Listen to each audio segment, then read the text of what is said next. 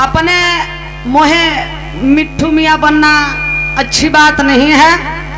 लाख हम सरासर गलत हैं, लेकिन सूरज को तो सही रहना चाहिए, उनको तो नहीं बोलना चाहिए। बहुत सुंदर भी रहा, अच्छी भाव रहा। बाहर है पंडित जवाहरलाल नेहरू, बाहर है गांधी। बताओ ये सब तो और देश के नेता पक्का एकदम दलाल रहन, जौन पीछे पीछे लगा रहन बाबा साहब के।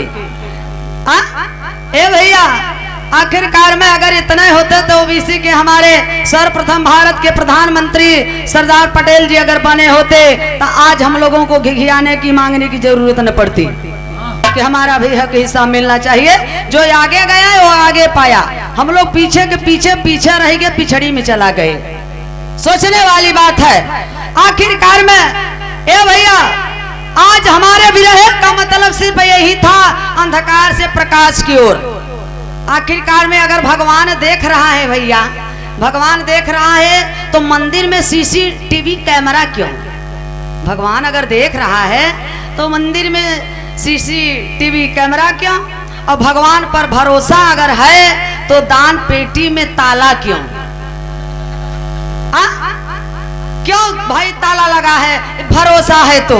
और भगवान अगर सुनता है, भगवान अगर सुन रहा है तो मंदिर के ऊपर लाउड स्पीकर क्यों? तर्क करिए, भगवान बड़ा के विज्ञान बड़ा। 99 से लड़का पैदा होए, 100 कंकड़ से लड़का पैदा हो जाए, सोचने वाली बात है। आइए चलते हैं, 40 मिनट का समय दिया कि बाबा एकदम छोट सा एक आप लोगन के कहानी सुना के और भाव पर चल रहे भाव मास्टर।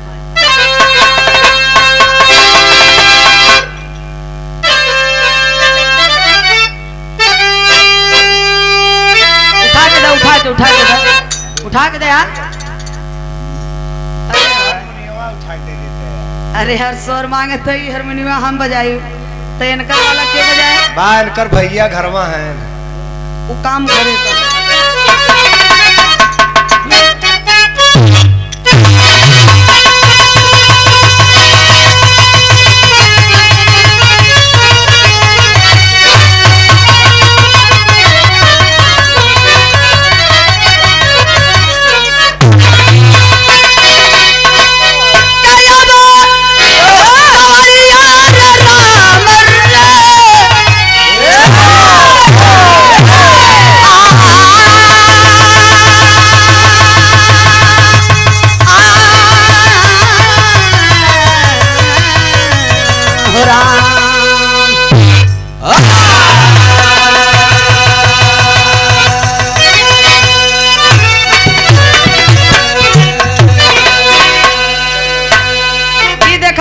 ओरिजिनल बिरहा का भूमिका है बेरस वाली।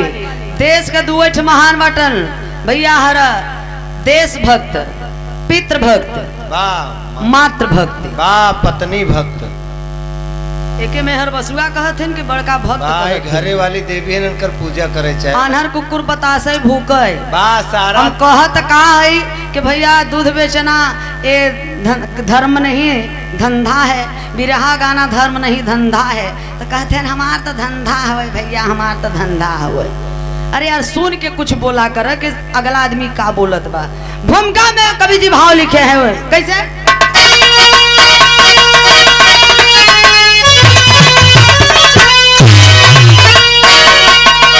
जब लहू लाल होता है ललकार पर तो तूफान का रुख हमें बदल देता है। बन के फौलाद टकराता फौलाद से पर्वतों को पकड़ के बदल देता है। उनकी हुंकार पर राह देता समंदर, और तो जमाने की गति चलते उनके इशारे। हर बार ऐसे वतन के फरिश्ते, वतन जिनको प्यारा, वतन के प्यार।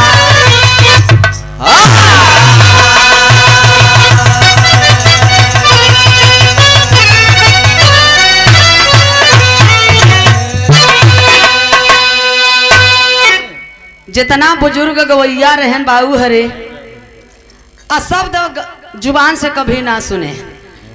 आज गवैयन पर अपने आप के खुद शर्म लगा था कि बाहर है, हमारे बीच में नहीं है, जो चले गए बाहर भीष्म पितामह माने गए, बलिया वाले परशुराम यादव जी। कई बार कार्यक्रम हुआ बाहर, ओ आशीर्वाद दिए, ओ सम्मान किए। अभी कल नंदला रवि जी के साथ में गाजीपुर में कार्यक्रम था। अब बाहर काशीनाथ यादव एमएलसी साहब, जिनके पास नंबर होगा, बहुत से नेता के पास नंबर होगा, आप बात कर लीजिएगा कि सरो सरगम किस कैटेगरी की है कलाकार और कैसी है वो घर से और परिवार से। ए बाबू, अपने मुंह से हम अपन बड़ाई ना करत है, बाहर है अंग्रेज। अंग्रेज बिचारे गए लेकिन कुछ दे के थाती गए, तब वो गवैया गरी यही अंग्रेज सारे, अंग्रेज सारे। और जे गरियाए से जे लूटे से जे लूटता फैलाई के कहथन के बभने के तू बोलावत, ए नहीं पता ही नहीं बा के जौन महापातर बाभन हन गली गली घरे घरे घूमत हन, फलनवा का बाऊ बीमार रहन मरन के नहीं, जजमानी बदे धंधा है भाई, वो तो धर्म नहीं है। हम सभी के लिए बोले कि वो धंधा है। क्या पंडित जात थोड़ी नहीं होता, ज्ञानी को कहा जाता है। हमारे यादव समाज के भी पंडित हैं, अब बहुत ब्याह शादी करवाना शुरू कर दिए हैं, अपने कथा वार्ता में लग गए हैं। पासी समाज में भी हैं, पाल समाज में भी हैं, बड़े बड़े विद्वान हो गए हैं। बिहार में बहुत काफी लोग सुधर गए हैं। ए बाबू, इतना ही नहीं, इन भारत देश को बर्बाद करने के लिए अंग्रेज ले आए, लूटने के लिए, तहस नहस करने के लिए। हमारे विरहे के शुरुआत में आखिरकार में इतने लड़ाकू थे मूल निवासी आए अंग्रेज। ये भारत का ये क्या है, चट्टान है विंध्या पर्वत का, मिर्जापुर का ये चट्टान है। कितना यहर से हवा चले ना, गंगा का लहर पुरवैया हवा कितना चले, तूफान चले तो काई पत्थर हिल जाए ना ही, अच्छा न एक रोवा न हिले कर टकराए। धन्य है गीदड़ के औलाद, गीदड़ नहीं लड़ेगा, जो शेर है वही शेर की लड़ाई लड़ेगा। बिरहा के शुरुआत में एक लाइन गजल का भाव मास्टर।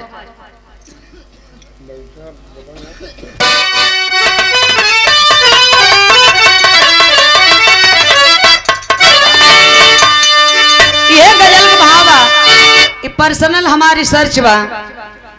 किसी प्रेमी ने अपने प्रेमिका से कहा है, क्या कहा है? क्या कहा है?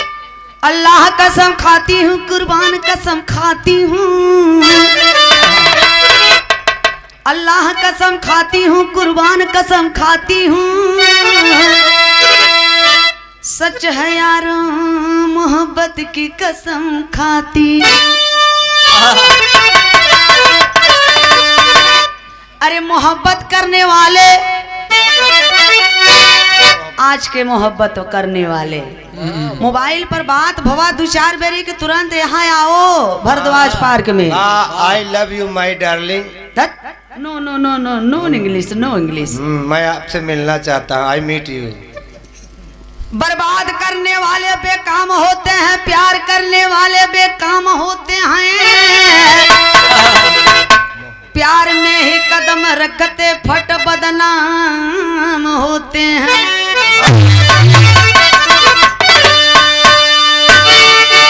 अरे एक बार, सिर्फ एक बार, सिर्फ एक बार, एक बार। अरे एक बार मुस्कुरा दे, एक बार मुस्कुरा दे,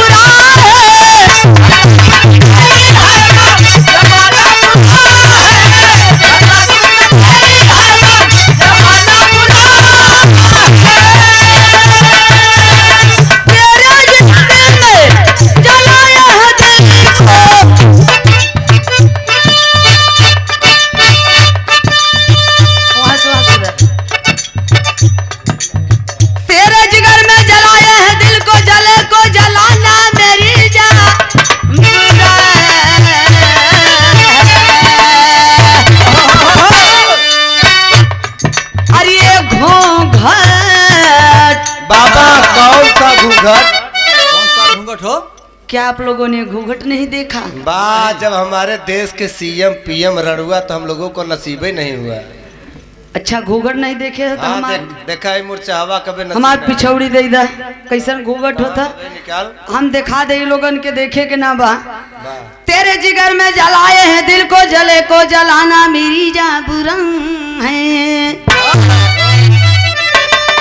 देखा ये हमारे ब्याहे वाली पिछौड़ी है। भाई हमके पता अब तोहरे अंतिम समय तक जाए। तेरे जिगर में जलाए हैं दिल को, जले को जलाना मेरी जा बुरा। अरे ये घूंघट, कौन सा घूंघट? ए घूंघट, आहा, अरे ये घूंघट जरा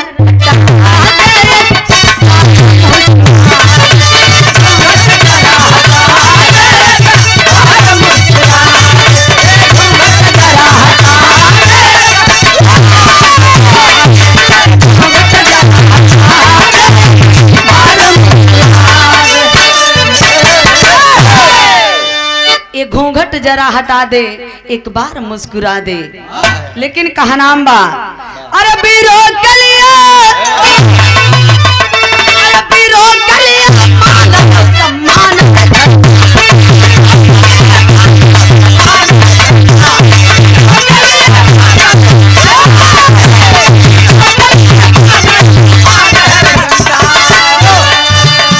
बीरो के लिए मान यो सम्मान है झंडा।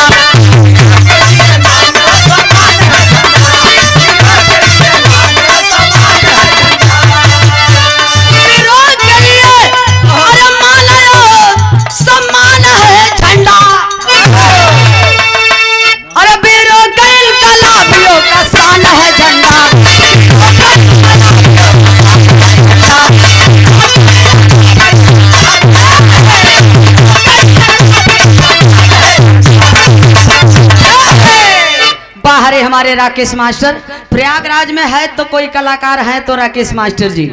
लेकिन भाई थोड़ा सा सेटिंग की बात होती है, थोड़ा सा आगे पीछे गड़बड़ाई जाते हैं। हाँ अपन नहीं भरे के गलती ना निकालो। नहीं भाई। ए बाबू, वीरों के लिए माने और सम्मान है झंडा, वीरों के इनकलाबियों का शान है झंडा। कहानी जैसे शुरुआत में मास्टर फरिया के जौहरी के भावा।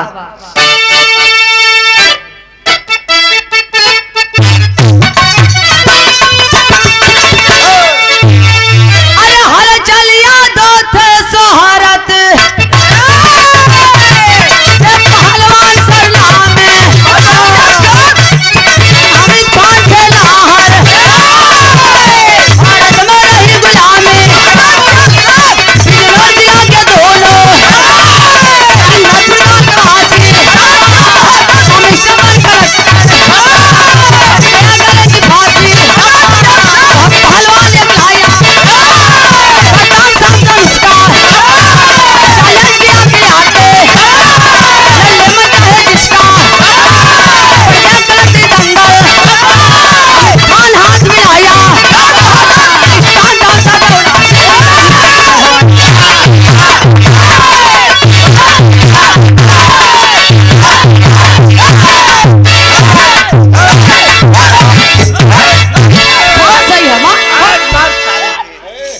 मारत सही है, लेकिन कहीं कहीं छुछिया मार देत हुआ। वाह, ऐसे ही अपने घर में मारा था बेचारा। ए बाबू, बताया गया कि धरती माता गुलामी के जंजीरों में जकड़ी हुई थी। धरती माता जकड़ी हुई नहीं थी, मेरा समाज इन अंग्रेजों के गुलामी में बाबूजी जकड़ा हुआ था मेरा समाज।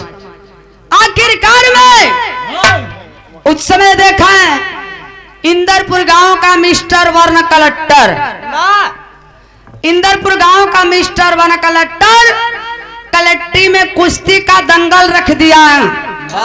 अंग्रेजों का दलाल था, मुखबिरी करता था। और मिस्टर वन कलेक्टर कलेक्टी में कुश्ती का जब दंगल रख दिए तो एक अंग्रेज पहलवान ले आए भारत के धरती पर।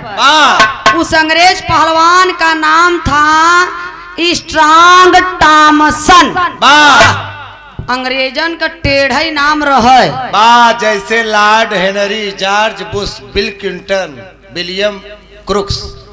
ए भैया, इतने ना, जब स्ट्रांग टॉमसन भारत के धरती पे आया है अखाड़े में चैलेंज कर दिया। है कोई बहादुर? है कोई? शरीरिया रच के देखा है। सिकिया पहलवान है। ए बाबू, अब चैलेंज कर रहा है अंग्रेज स्ट्रांग टॉमसन, और देखा है भारत का पहलवान हलचल यादव, उनकर एकदम प्रिय दोस्त हामिद खान जात का मुसलमान। दोनों जोने के इतनी बेमिसाल दोस्ती बा, इतनी गजब का दोस्ती बा कि दोनों दोस्त ऐसे कुर्सी लगाए के बैठल बाटन, कुर्सी लगा के बैठे हैं। जब अंग्रेज के बतिया सुनलन हा, ए भैया हामिद खान से बर्दाश्त ना भइल, कलना पट्टे मिला ले।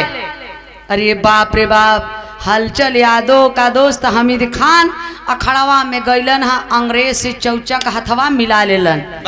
जब मिला लिए तब अखड़वा में होत का बा मास्टर?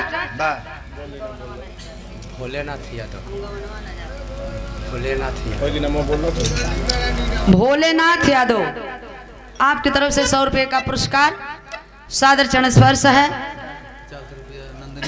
और 50 रुपया बिरहा जगत के बहुत ही सुंदर सुप्रसिद्ध गायिका माननीय सुमित्रा नंदनी जी के गुरु स्वर्गीय भाई लाल के पुत्र भोले भंडारी, आपके तरफ से 50 रुपए का पुरस्कार। ए भैया, सुबह का बेला हो गल बा, जेके जाए को है आराम आराम से, और नहीं बस 10-20 मिनट में बिरहवा बंद हो जात बा, और कटाई धाने का लगा बा। हम समझत है दादा परेशान हैं। 50 अगर कटवावे के लेबर न मिली तो बताया सवेरे कटवाई देवे तब जाबे। 50 रुपया नमवा का बताए ना, भाग जाते तब से कह के है।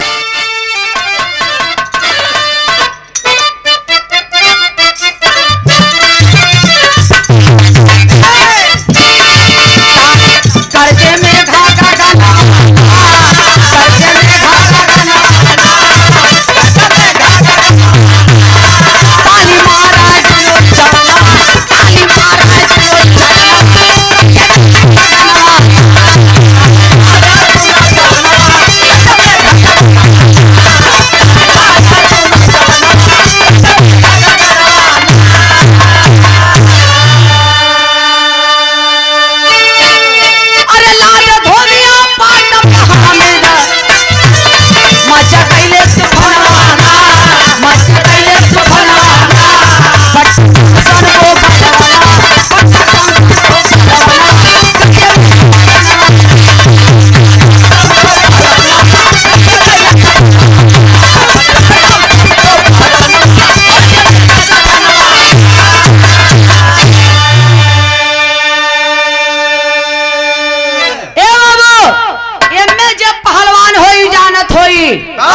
धोबिया पाट एक दाव होला। हमारे भारत का पहलवान हलचल यादव का दोस्त हामिद खान जब अखाड़े में धोबिया पाट दाव लगाए न, तब अंग्रेज बीच अखाड़े में स्ट्रांग टॉमसन चित्त हो गया, गिर गया, पटका गया। जब पटका गया बाबूजी हामिद खान, तब उस कलेक्ट्री में बड़े बड़े अधिकारी डीएम एसडीएम सब लोग बैठे हैं, सब लोग बैठे हैं। अंग्रेज सोच रहा है कि अरे यार ये भारत का पहलवान हमारे पहलवान को पटक दिया। कैसे पटक दिया? मिस्टर वर्ण कलेक्टर को जलमून बन गया। मेरे भारत के पहलवान हामिद खान को, ए बाबू हामिद खान को चैलेंज कर दिया कि हमें जिंदा या मुर्दा हमें उनका शरीर चाहिए। आखिरकार में हर होत का मास्टर एक लाइन गीत लगल मास्टर,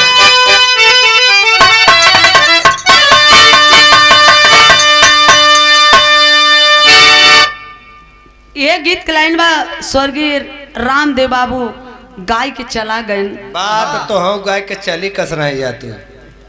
अच्छा, हम के भेजे के चक्कर में लग गए, तब कहीं रहे हो कोई के पीछे पड़ी गवा है। सही है पिया परदेसिया।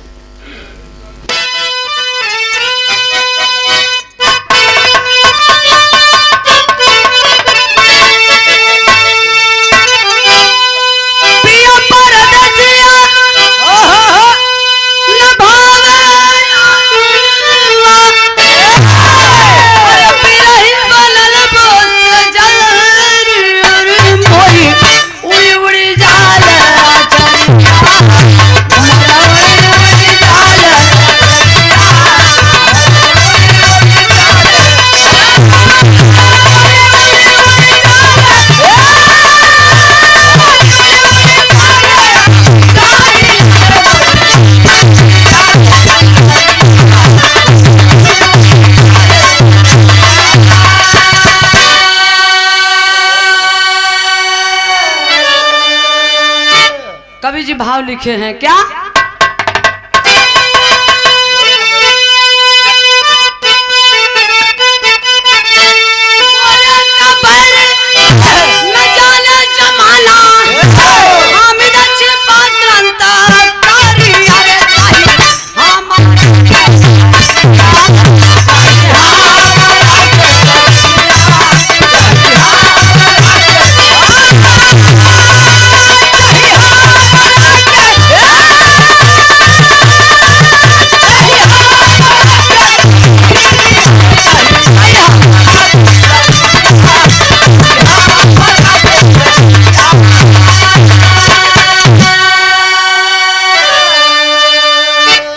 एक रोजट्टा मसन है धोखा कमाया कौन? अंग्रेज। एक रोजट्टा मसन है धोखा कमाया अब भुक तलवरिया हामिद को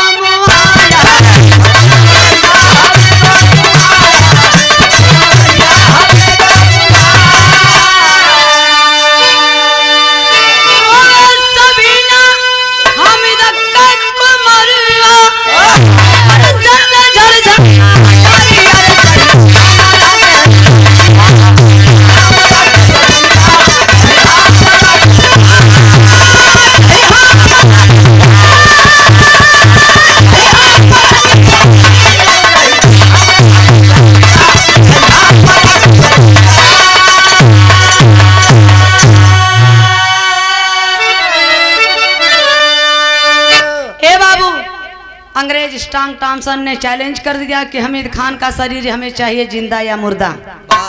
एक दिन बाबूजी अंग्रेज ने धोखा कमा गया। धोखे में हमारे भारत के पहलवान हमीद खान को बाबूजी तलवार भोंक के मुआ दिया। अंग्रेज तलवार भोंक के जब मुआ दिया तो हमीद खान तो मर गए, लेकिन हलचल यादव उनका दोस्त तो जिंदा न बाटन। हलचल यादव ने अंग्रेजों से चैलेंज कर दिया, आए अंग्रेज, अरे कमीना, अरे हरामजादा, करे हमरे दोस्त का तो जनवा ले ही ले हला सा, मगर कम से कम हौलसिया लियावा हमके दा। हलचल यादव वारिसदार बनकर अपने दोस्त हमीद खान का लाश लिए और दफन करवाए और कब्र की मिट्टी माथे में लगाकर कसम खाए। हलचल यादव क्या कसम खाए मास्टर टेरी भाई?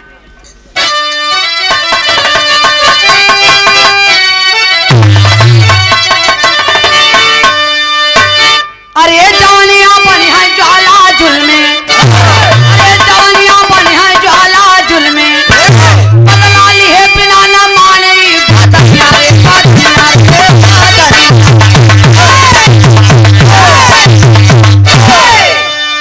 बदला लिए बिना न मानी बदनिया जवानियां बनी है ज्वाला जुल्मे। हलचल यादव कसम खा गए अंग्रेजों से अपने दोस्त का बदला लेने के लिए। अब अगले साल देखें वही कलेक्ट्री में वही मिस्टर बन कलेक्टर अगले साल करता है क्या? किया टॉमसन पुकार अगले साल ललका,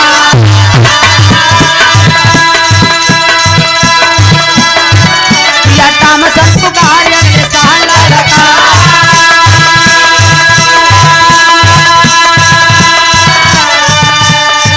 कोई कुछ झार भिड़े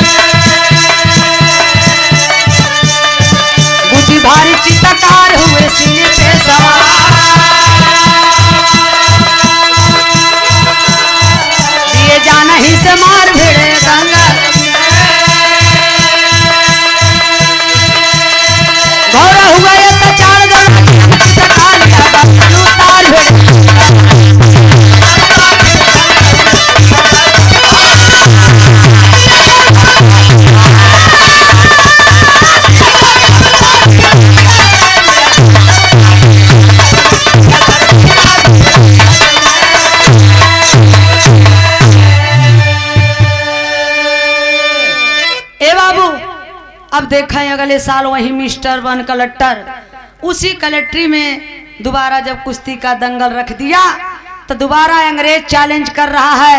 क्या भारत के पहलवान, भारत की धरती पर एक ही पहलवान था जात का मुसलमान हामिद खान, वो तो मर गया। अब देखते हैं कौन अंग्रेज से टकराएगा।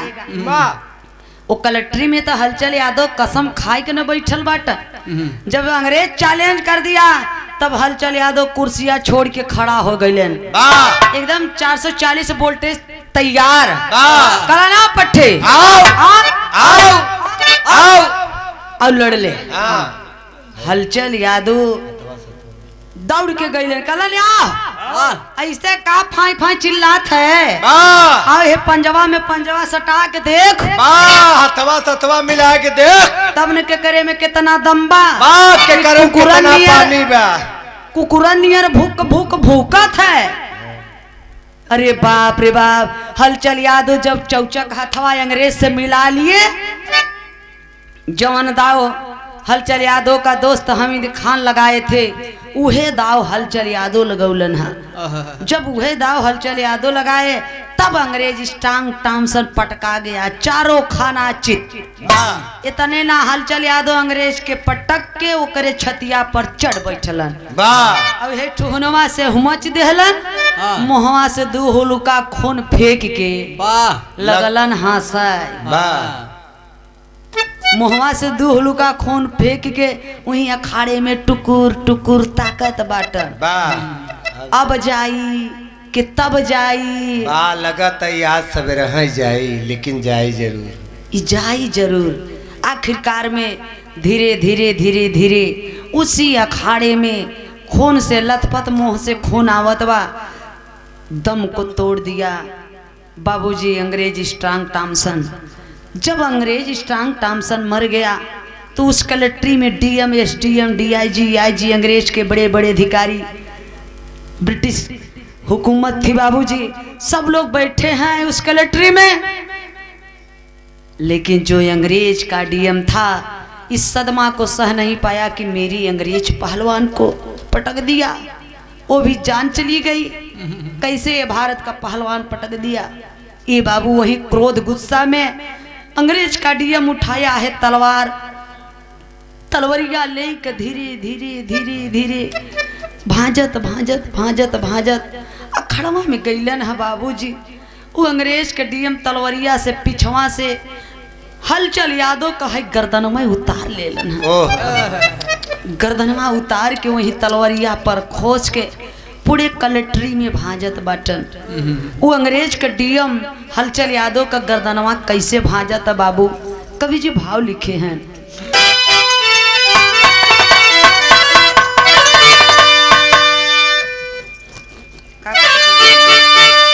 ए बाबू गर्दनवा कैसे भाजत बाटन,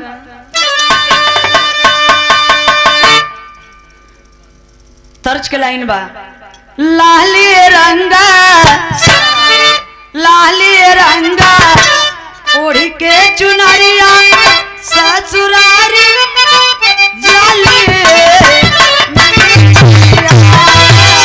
लाली रंगा ओढ़ के चुनरिया ससुरारी जाली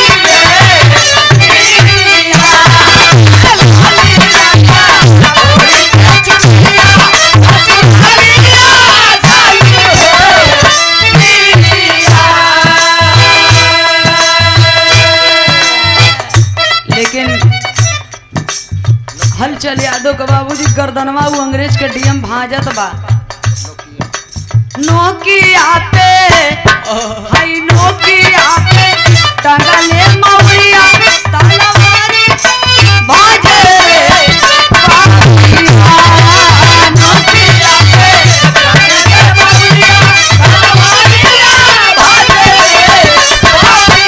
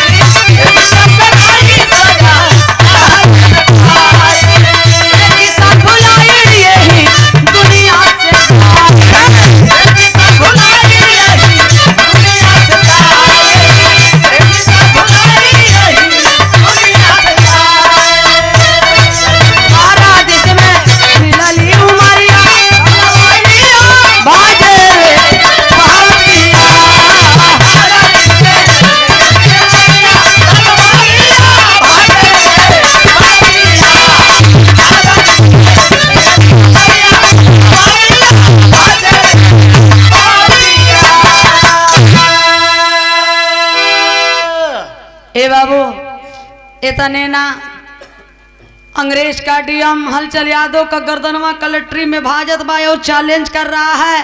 कई भारत के पहलवान, भारत के लोग, अरे मूल निवासी भारतवासियों, अब से भी होश में हो जाओ, नहीं जो अंग्रेज से टकराएगा तुरंत उसको मौत की सजा दी जाएगी और उसका तुरंत से किसान भूल जाएगा, और नहीं तो अपनी औकात में रहो। ये बाबू मालिक का मर्जी देखा है, हलचल यादव भी मर गए, हलचल यादव का दोस्त हमीद खान भी मर गए। ए बाबू मर गए लेकिन भगवान देखें मालिक का मर्जी। आखिरकार में हलचल यादव के पास एक लौता बेटा था, वो बेटवा का नाम था बाबूजी शंकर, और हमीद खान के पास एक ही बिटिया थी, वो बिटिया का नाम रहा बाबूजी सबीना। दोनों टूर छोटे छोट बाटन। देखें दोनों अपने पापा का याद कर कर के दोनों शंकर सबीना रोवत बाटन। कैसे रोवत हूँ बाबू? वो लड़का औलाद से पूछा, कोनो तीज त्योहार जब पड़े ले बाबू, ओ माई और बाबू जेकर ना बाटन दुनिया में, वो दिल से पूछा। ओ समय देखा है दोनों टूर रोवत कैसे बाटन।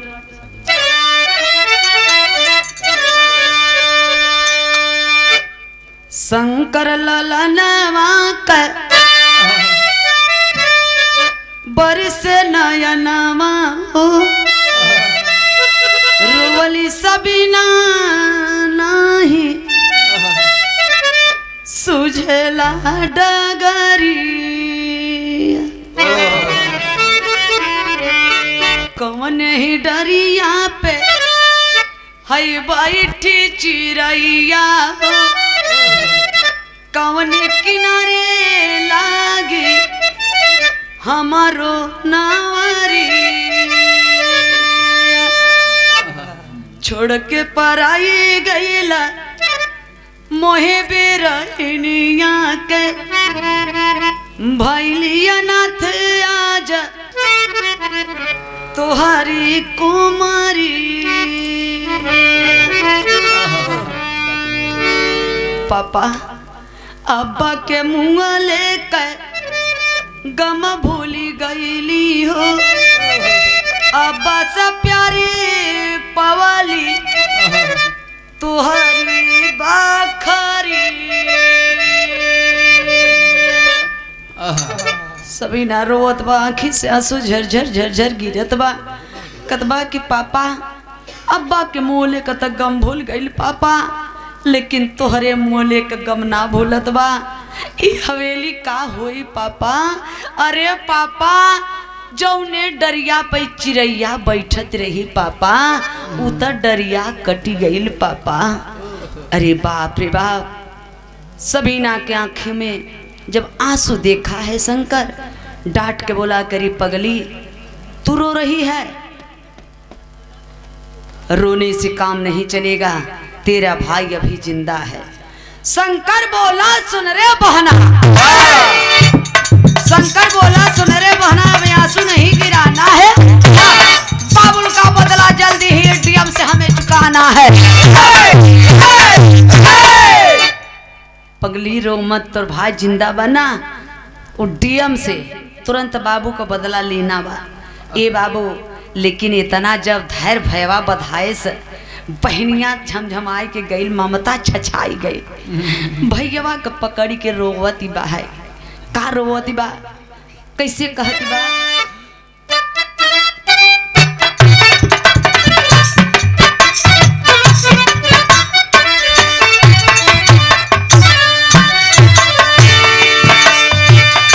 एक हमरे मिर्जापुर के माई बहन गावले, का गावत थे, माई कहेली बेटी नियरे बियाह, माई कहेली बेटी नियरे बियाह, बपई कहला बड़ी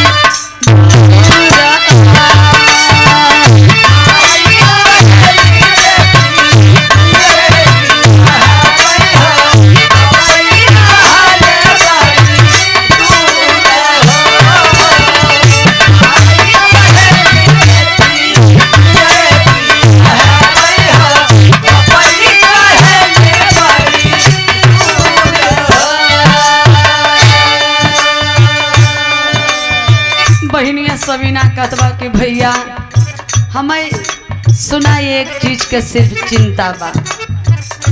पंगा पकड़ के रोवे लागल बहिनिया हो, पंगा पकड़ के रोवे लागल बहिनिया हो, लइले ताया लगे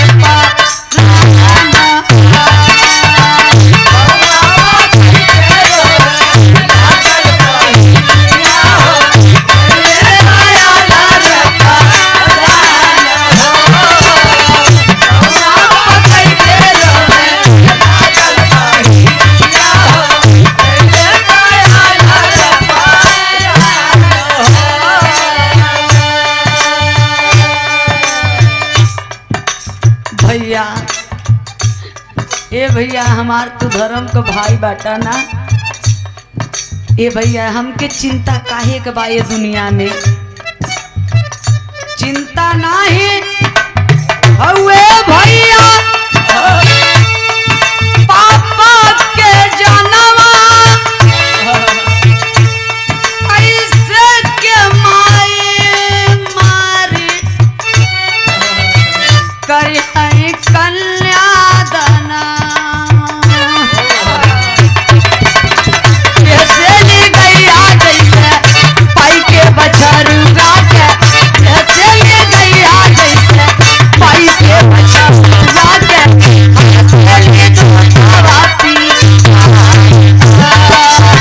कैसे ली गैया जैसे पाई के बछरुआ के, कैसे ली दूधवा पी।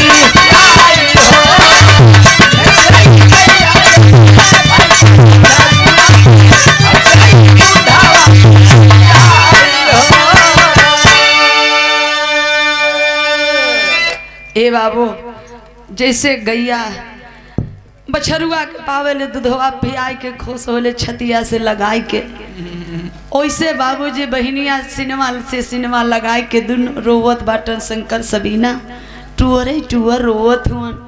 लेकिन भैया कदवा की पगली रो मत, ये आंसू गिराने से काम नहीं चलेगा, तेरा भाई अभी जिंदा है।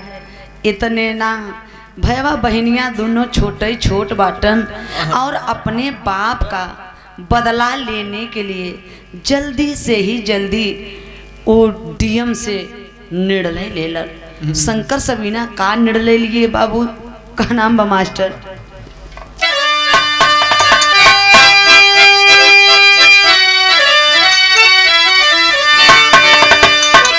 कई सबीना डीएम के दुआरिया पर आइल बा, कई सबीना डीएम के दुआरिया पर आइल बा, और साहब हमके दुआरिया पर आइल बा।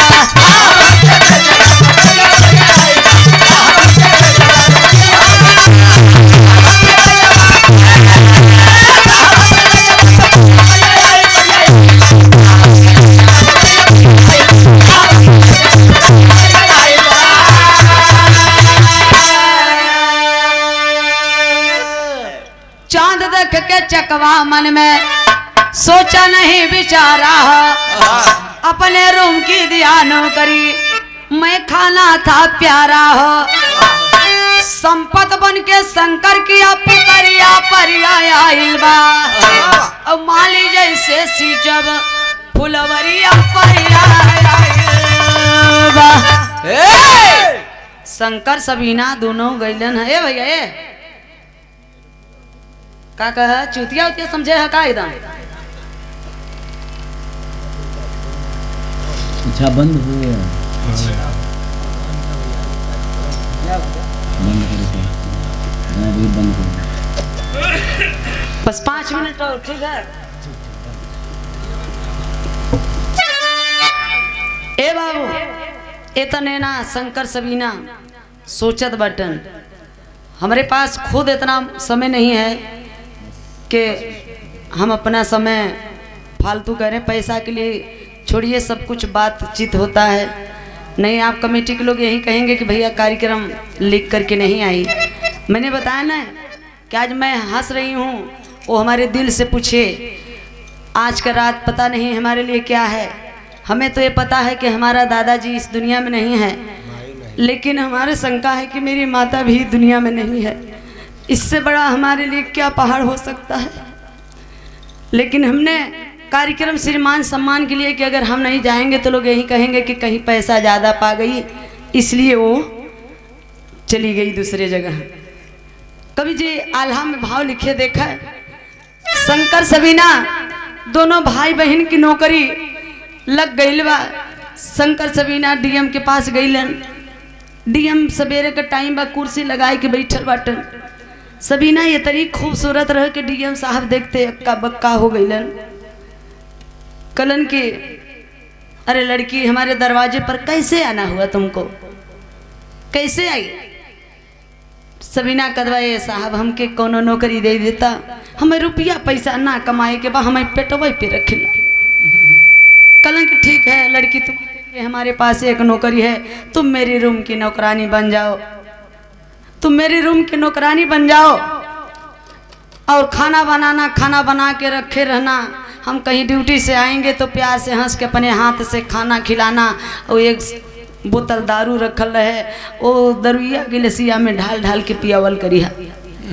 ई नौकरी सबीना का लगा दिया, अंग्रेज का डीएम शंकर का नौकरी लगा दिया। दुअरवा पर फिर सिंचाई बदे जेकर बहिन अंदर ओकर भाई सिकंदर, दोनों भाई बहन का नौकरी लग गई। 2 लाइन आल्हा बा मास्टर।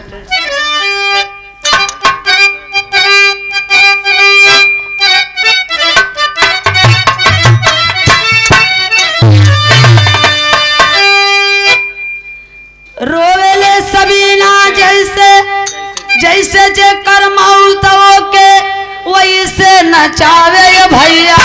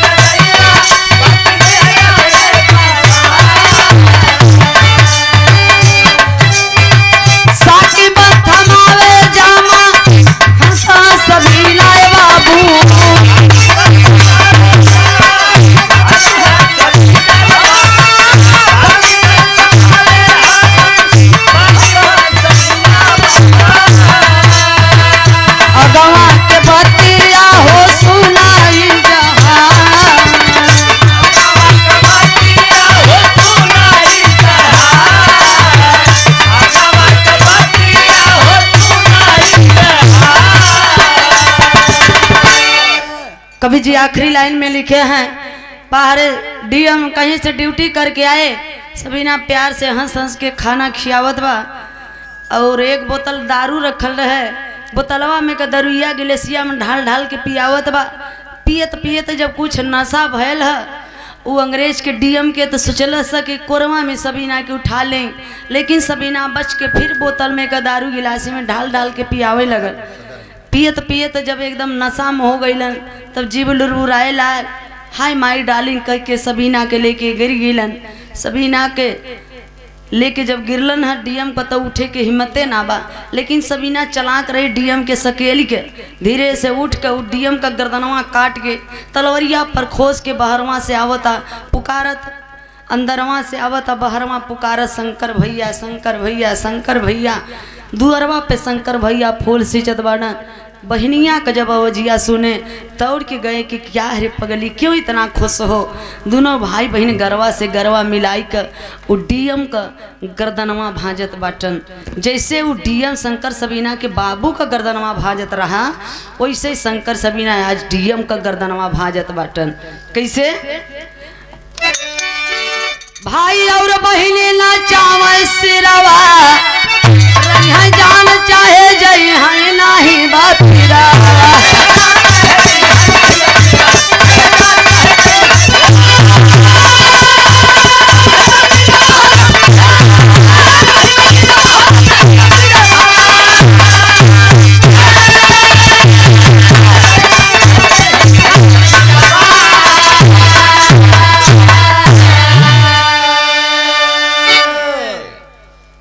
धन्य है बाहरे शंकर सबीना, भगवान जी के बेटवा दें शंकर जैसन और जेके बिटिया दें बाबू हई सबीना जैसन। यहीं से विरह का आखिरी लाइन है हमारा, यहीं से समापन है। कमेटी के भाई लोग अगर थोड़ा सा भी दया दृष्टि हो तो हमें आप लोग छुट्टी दे देंगे तो बहुत अच्छा रहेगा। चूँकि ये दूध लाश हमारे घर में है और हमारे कलेजा पर वो बीत रहा है कि हम क्या बताएं, कितना दुख हमें आप लोगों से बताऊं। लेकिन आज दुख सबसे बड़ी चीज़ यही है कि आज के बाद हमको कभी ये मत कहना कि सरो सरगम जी वो कजरी एक गा दीजिए, 80 गज की तेरी रुमलिया कहाँ भुलवैला ये बालम। हम पहले बता देते थे गाने के पहले कि जो सरो सरगम को पैदा, जहाँ से सरो सरगम पैदा हुई है वहीं से एक गीत पैदा हुआ है। जहाँ जो सरो सरगम को पैदा की थी वहीं माँ ने ये गीत पैदा किया था, इसलिए अब हमारे लिए ये गीत भारी पड़ जाएगा। बहुत बहुत धन्यवाद। जय भीम, जय भारत, नमो बुद्धाय।